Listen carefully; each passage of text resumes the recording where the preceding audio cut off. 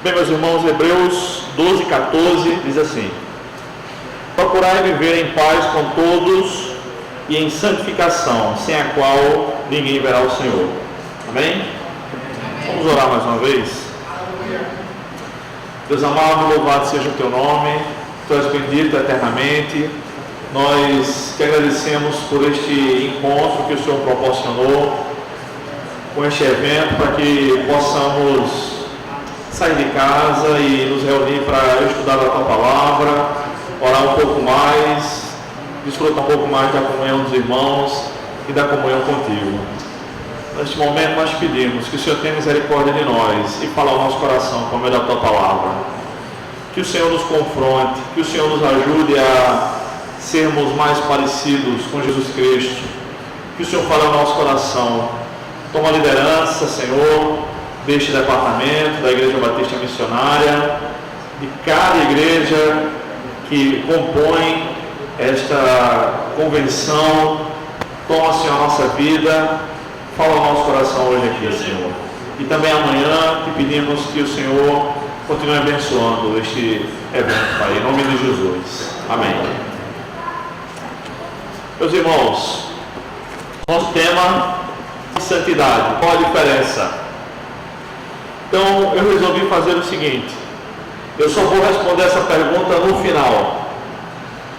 Então, a minha proposta nessa primeira fala é mostrar como nós somos pecadores. E na segunda fala, daqui a pouquinho, como nós podemos ser santos. Então, eu pretendo fazer o seguinte: expor a nossa vida, fazer um raio-x da nossa vida, colocar aquela fotografia, né, que é o raio-x dos nossos órgãos internos, exposto à luz da palavra de Deus. E aí nós vamos nos conhecer um pouquinho mais, a nossa situação diante de Deus. Não é possível falar sobre santificação adequadamente se nós não falarmos sobre o pecado. A santificação, grosso modo, é o oposto do pecado. Então eu quero falar um pouco sobre o pecado e no final tentarei responder essa pergunta: santificação e santidade, qual a diferença?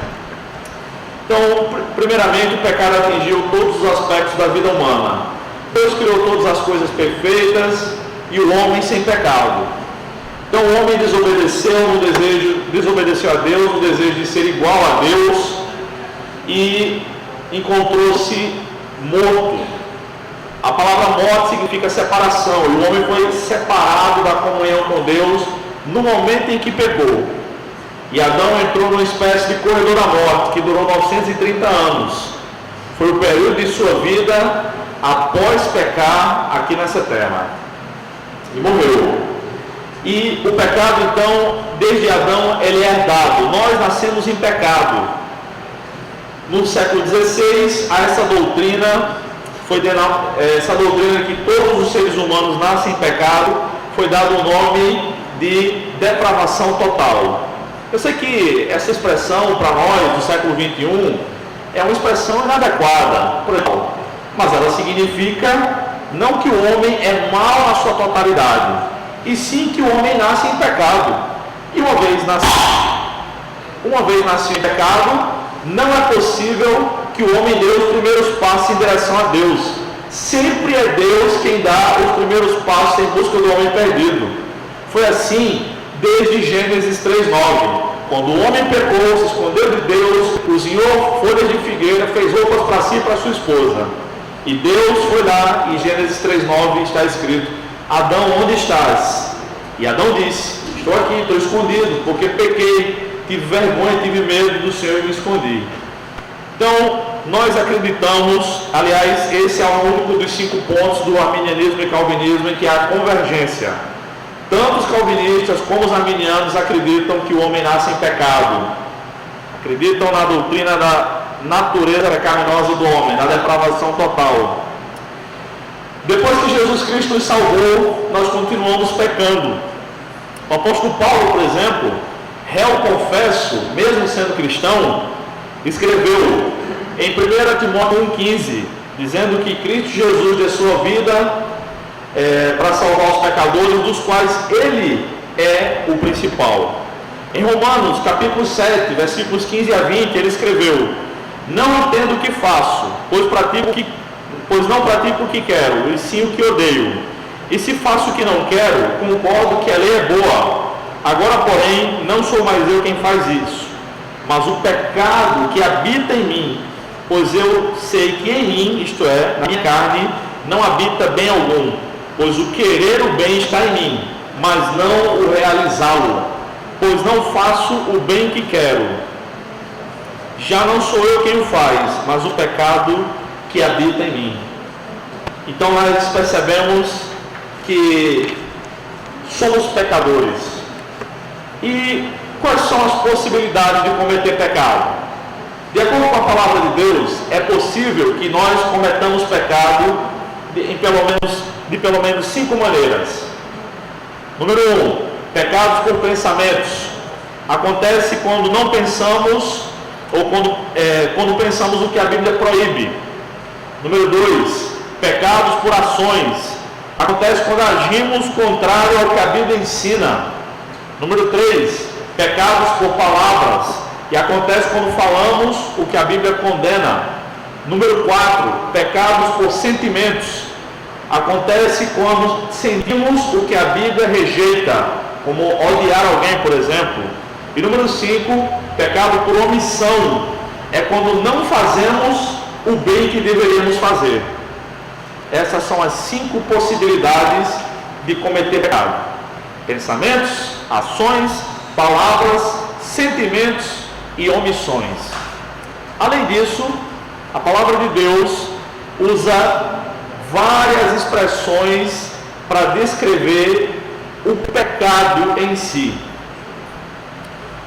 E eu vou explicar para vocês 9 dessas expressões agora. 9. Primeiro é a palavra pecado de maneira geral. Toda vez que a gente desobedece a Deus, a palavra de Deus, nós cometemos um pecado. Mas há outras expressões, além de pecado propriamente dito. A ideia de pecado está associado a errar o alvo. A ideia é de alguém que está lançando uma flecha. Imagina aquele alvo, um ponto, um círculo em volta dele e vários círculos em volta dos círculos menores. Um alvo, daqueles que a gente já deve ter atirado. Tira o alvo. Eu tenho uma carabina de pressão, de chumbinho, gosto de atirar. E é difícil acertar no alvo, atira a 15, 20 metros de distância, e quando a gente consegue acertar no alvo, que é muito difícil, a gente fica feliz, seguimos acertar.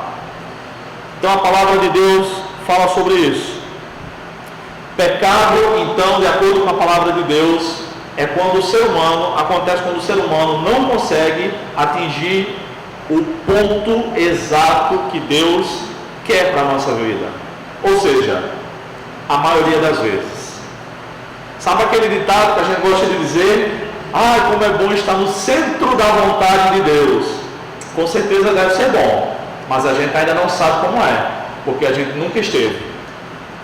Quando chegarmos no céu, saberemos como é bom. Pecado significa errar o alvo. Segunda palavra que a Bíblia usa para descrever o pecado: impiedade. Impiedade é o contrário de santidade. A palavra pio significa santo. É um título que é dado aos papas de vez em quando. Pio IX, Pio X, Pio XI.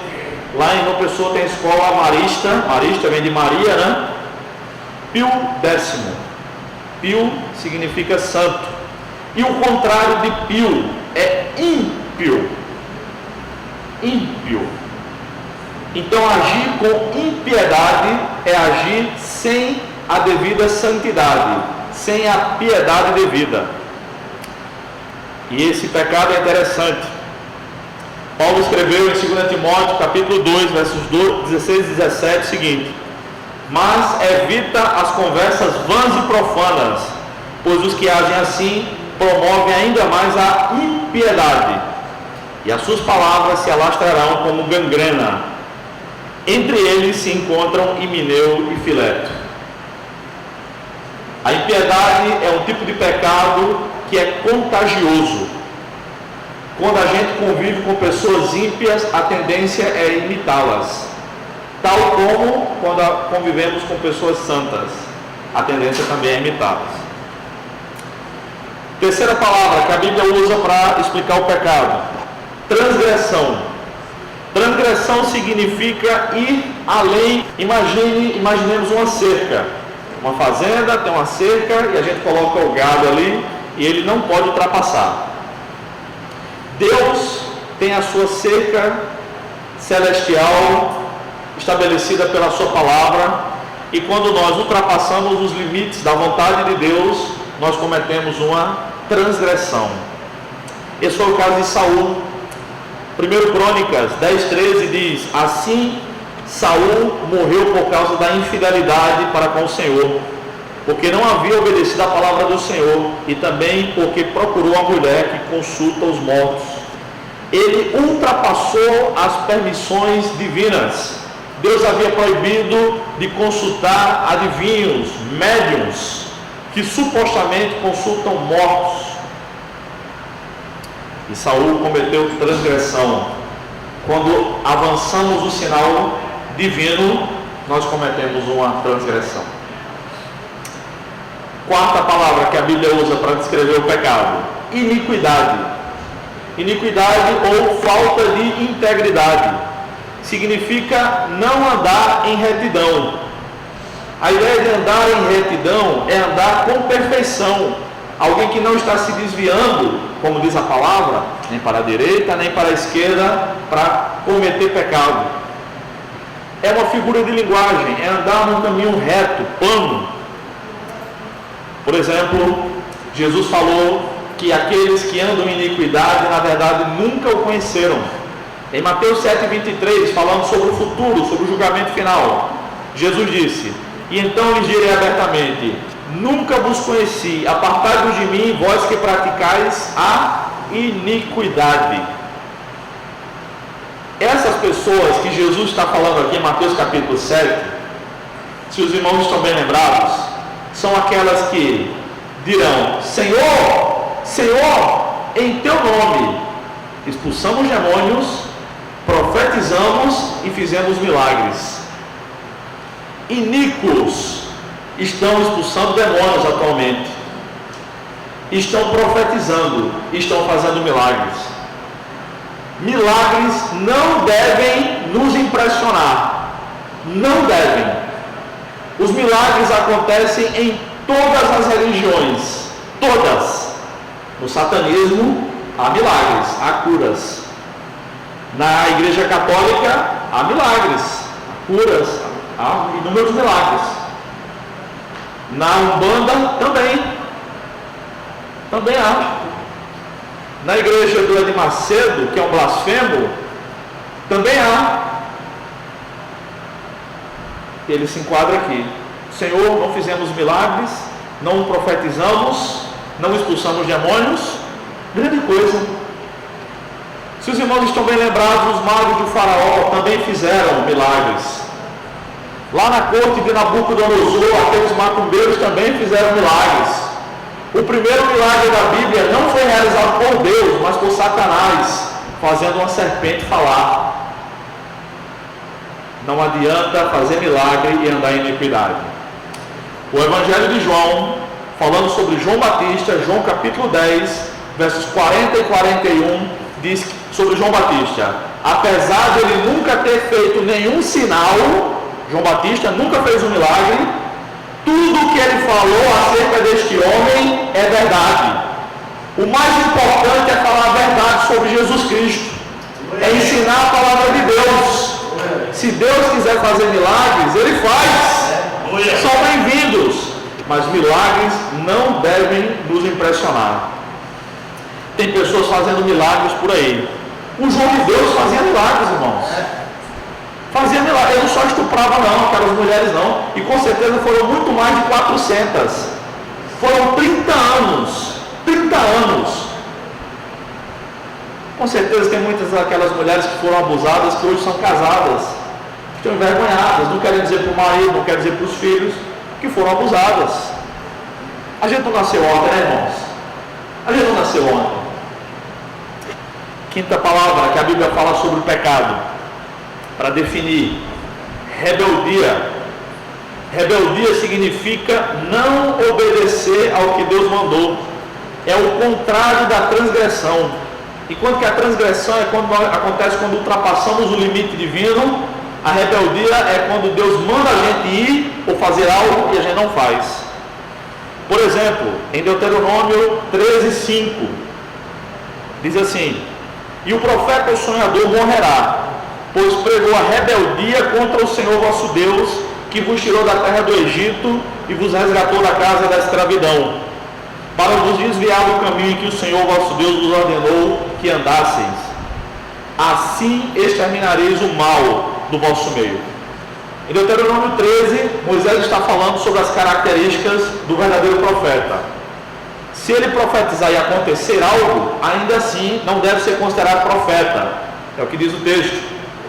Porque ele pode profetizar, acontecer algo e ele convidar vocês a seguirem outro Deus que vocês nunca conheceram. Portanto, se ele fizer isso, ele é rebelde.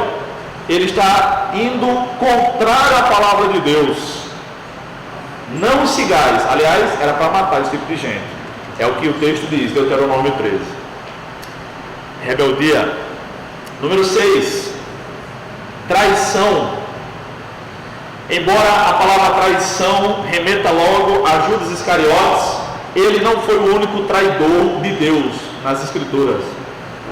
O profeta Ezequiel fala sobre isso nos capítulos 14 e 15.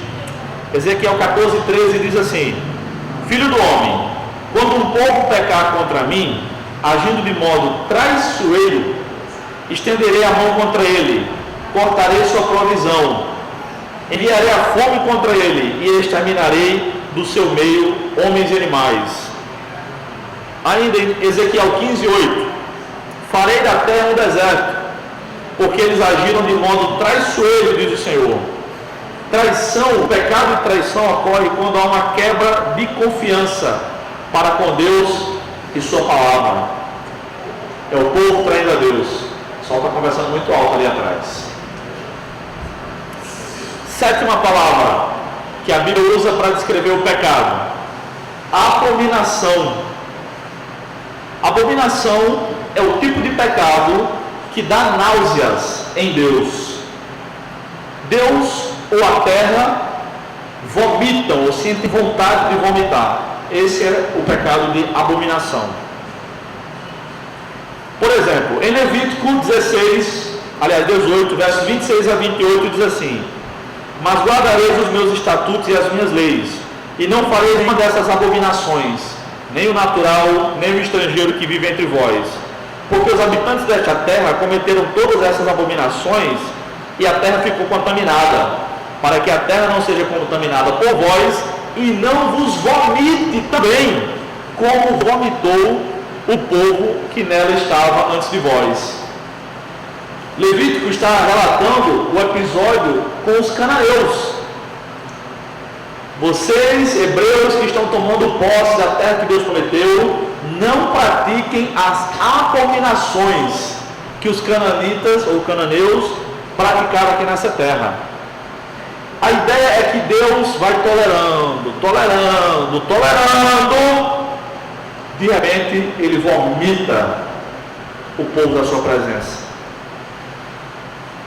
Jesus falou sobre isso também em Apocalipse: porque vocês não são frios, não são nem quentes, são mornos, eu estou a ponto de vomitá-los na minha boca. E o que é abominação de acordo com as Escrituras? Eu trouxe aqui uma pequena lista. Vamos ver alguns dos pecados que a Bíblia classifica como abominação: homossexualidade, zoofilia, sexo com animais, incesto, sexo entre parentes, entre irmãos, idolatria, adorar outros deuses, oferta defeituosa. No Antigo Testamento, um animal tinha defeito, oferecer um animal defeituoso para Deus era uma abominação. Oferta de homens ímpios, Deus não aceitava, nem aceita. Consulta aos mortos, sacrifícios humanos e adivinhação, Deus não permite isso, é abominação. Desonestidade nos negócios, Deuteronômio 25 fala sobre isso. Se tem alguém no nosso meio que é comerciante e anda em desonestidade, saiba que isso é abominação aos olhos do Senhor. Assassinatos e fraudes, Deus considera abominação. Assassinato do inocente e fraude, agir com fraude, dá náuseas em Deus. Homens perversos, homens que são maus de propósito, pessoas arrogantes. Irmãos, eu convivo com líderes evangélicos, alguns pastores, outros não, professores de escola bíblica, líderes de departamento, como muitos de vocês são, praticamente diariamente. E é impressionante como a vaidade reina no nosso meio. É impressionante como somos apegados a títulos. Como é seu nome? Meu nome é pastor fulano. Não, seu nome não é pastor. Seu nome é fulano. Verdade. Pastor é um título. Eu conheço pessoas com o sobrenome de evangelista. Pastor, eu só vi uma pessoa até hoje, que era aquele cara que corria na Fórmula 1, que parece que se aposentou, né? Pastor Maldonado, não sei quem acompanhava. Eu lembro de um dia, numa história que me contaram, a Juvep estava organizando um congresso. E um dos preletores era o falecido Dr. Lúcio Shedd, a pessoa mais humilde que eu já conheci. E Dr. Shedd estava chegando para falar no evento. Eu não estava presente, me contaram, amigos me contaram. E o pessoal estava lá naquela correria, botando o nome nos crachás, entregando as apostilas. Vocês sabem como é, né, congresso? De repente chegou um pastor que já tinha pegado o seu crachá, foi lá para dentro, depois ele voltou, olhou para o crachá, chegou e veio reclamar.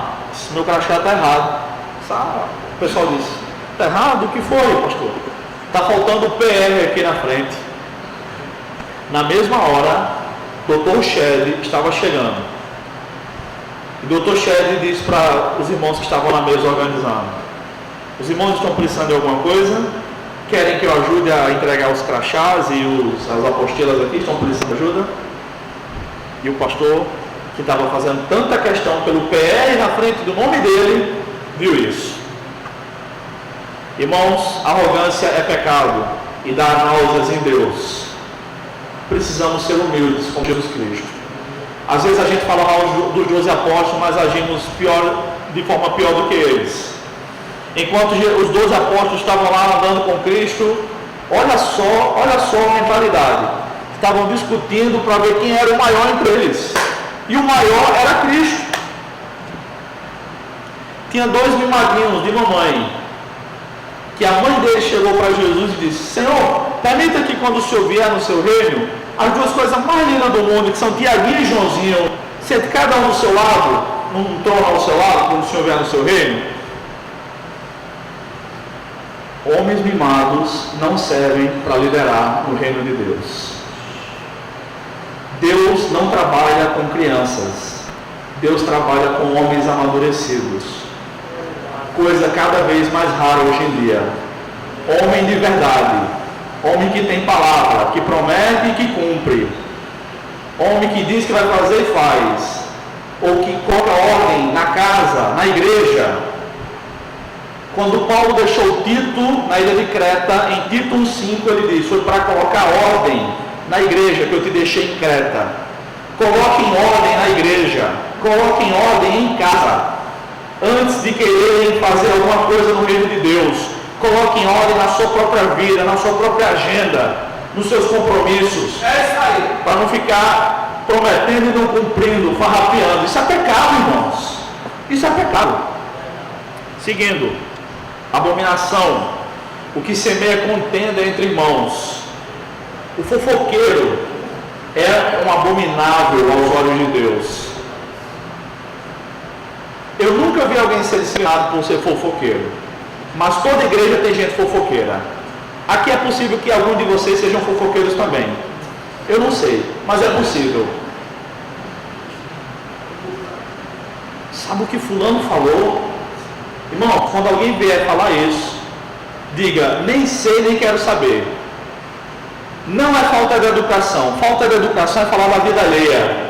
É falta de educação e é pecado. Quer ser santo? Tem que ser fofoqueiro.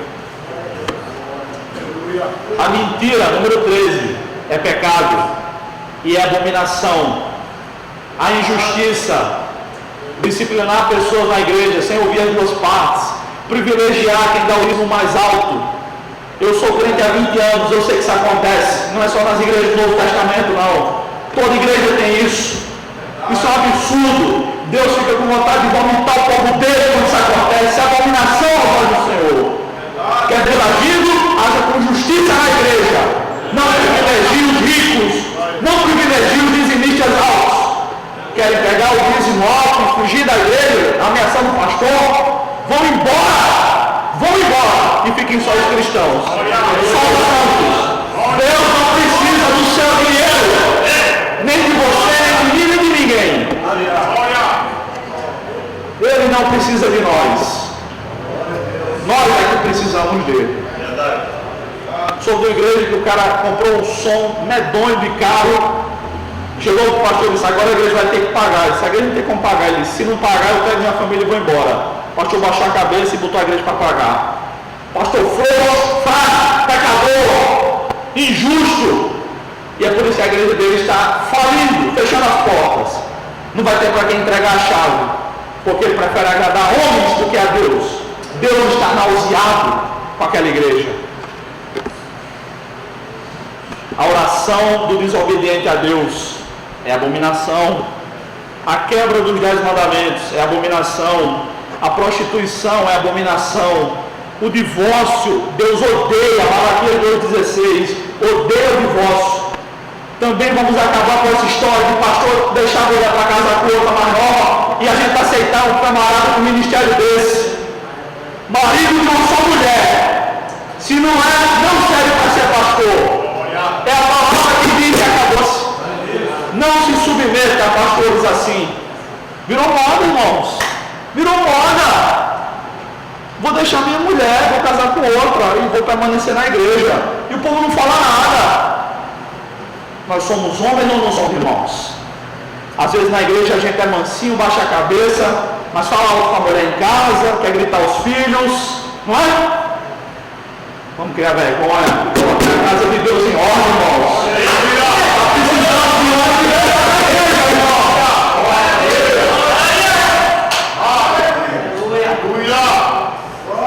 Tudo isso é abominação aos olhos de Deus.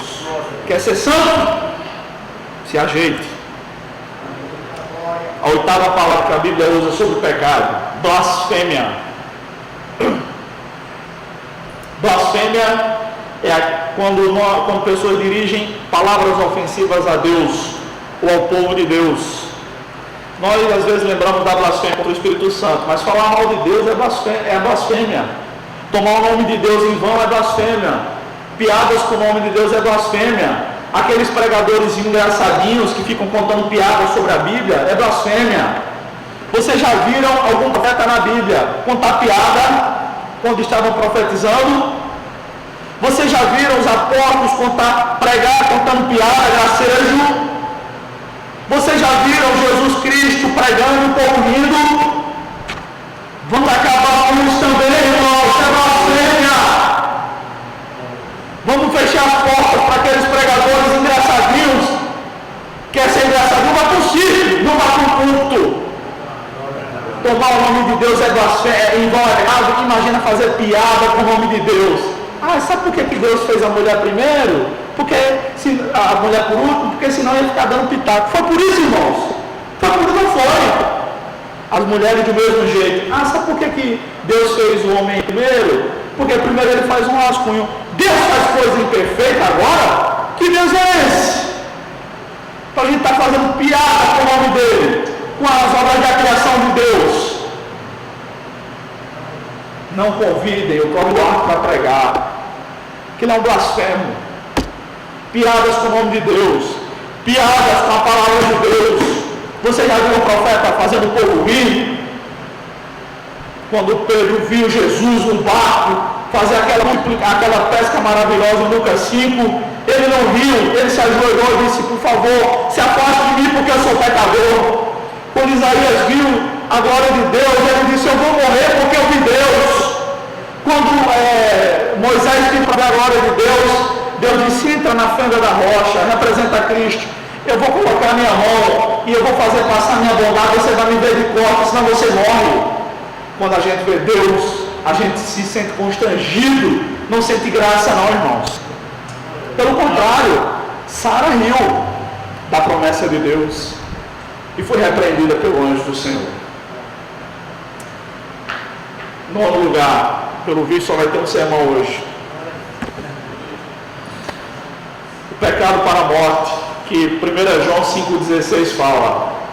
Esse pecado é muito complicado para explicar aqui em poucos minutos, mas esse pecado provavelmente se refere a algo circunstancial. Por exemplo, Ananias e Safira mentiram para os apóstolos e foram mortos. Será que ninguém mais mente para a liderança da igreja? Mente. Mas naquela circunstância foi um pecado para a morte. E os crentes não deveriam orar, como não oraram. Lá em Corinto, 1 Coríntios capítulo 11, Paulo escreveu que algumas pessoas estavam doentes e outros já tinham morrido pela irreverência na ceia do Senhor, e foi um pecado para a morte.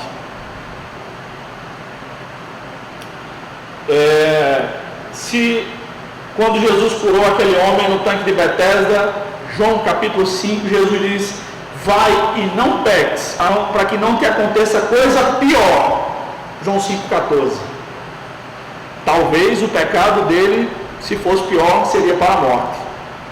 Mas é importante que a gente saiba disso. Irmãos, tendo visto que há pelo menos 5 maneiras de cometer pecados, que há pelo menos 9 tipos de pecados que a Bíblia explica, menciona. Aí eu pergunto: quanto tempo você acha que consegue ficar sem pecar?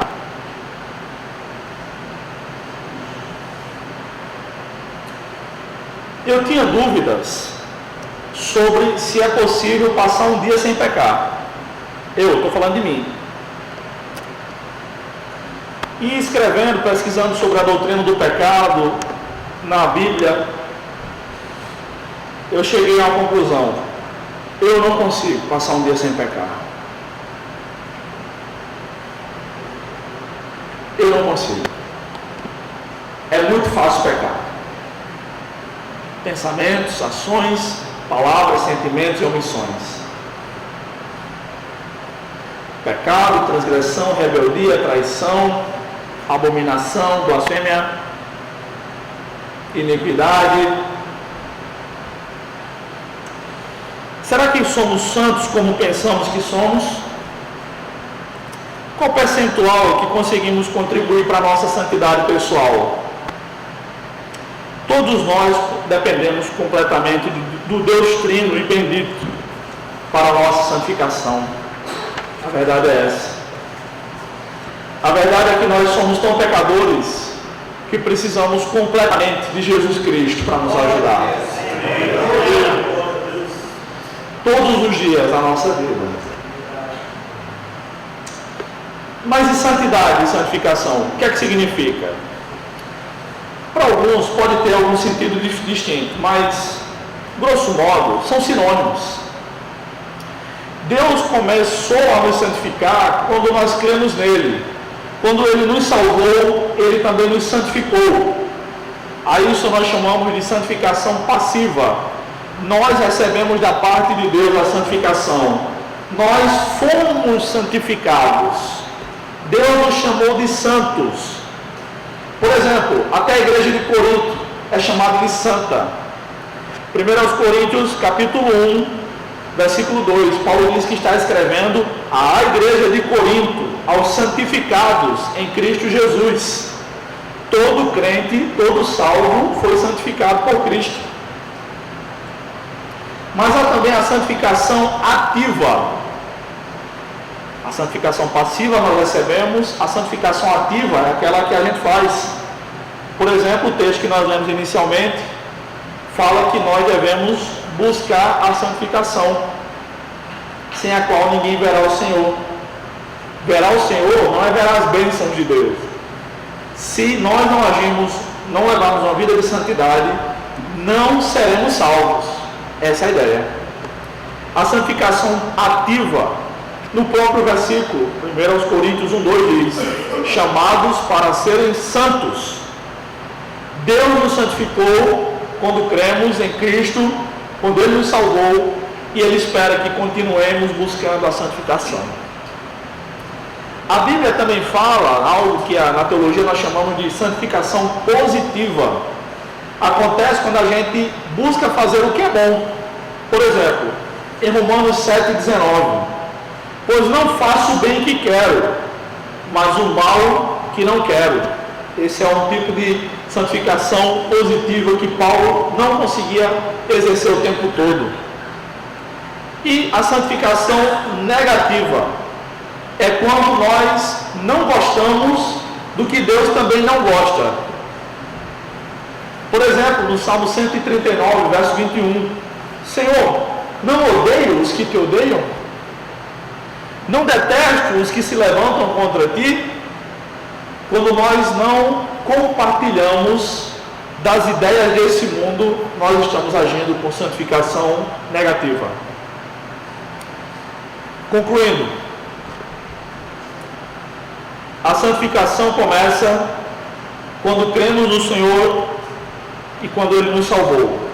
Ele nos santificou e mandou que continuássemos buscando a santificação. Devemos prosseguir na busca pela santidade, mas sempre dependendo do agir de Deus na nossa vida. Porque, conforme acabamos de ver, não conseguimos ir muito longe por nossas próprias forças. Sendo assim, devemos agir com humildade. Devemos nos tornar servos uns dos outros. Não nos sentir superior a ninguém, a nenhum dos crentes. Conforme escreveu Paulo aos Filipenses, que haja em nós o mesmo sentimento que houve em Cristo Jesus. Só nos resta, irmãos, confessar nossos pecados a Deus, procurar abandoná-los e aguardar ansiosamente a vinda de nosso Senhor Jesus Cristo, que virá do céu para nos redimir completamente. E aí sim, quando estivermos no céu, não pecaremos mais, não sofreremos mais, não estaremos mais expostos ao pecado, não seremos mais tentados e não mais desagradaremos a Deus. Até aquele dia, devemos nos colocar diariamente diante da presença de Deus, pedir a Ele que tenha misericórdia de nós, porque nós somos muito pecadores. Santificação começa com um ato divino, e essa é a única etapa da mecânica da salvação que acontece em duas partes.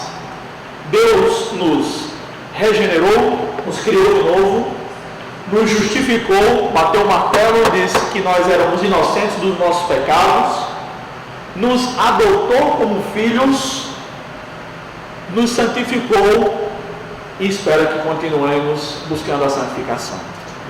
Que Deus tenha misericórdia de nós. Vamos orar mais uma vez.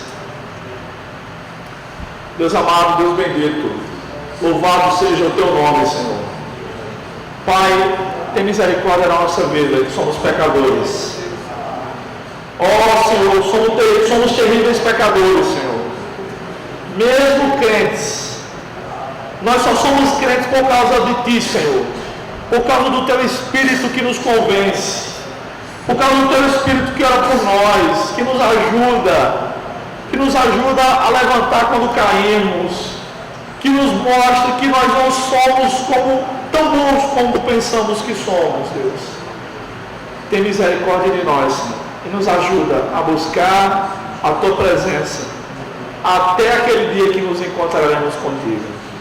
Amém. Amém, irmãos. Que Deus nos abençoe. Achou claro?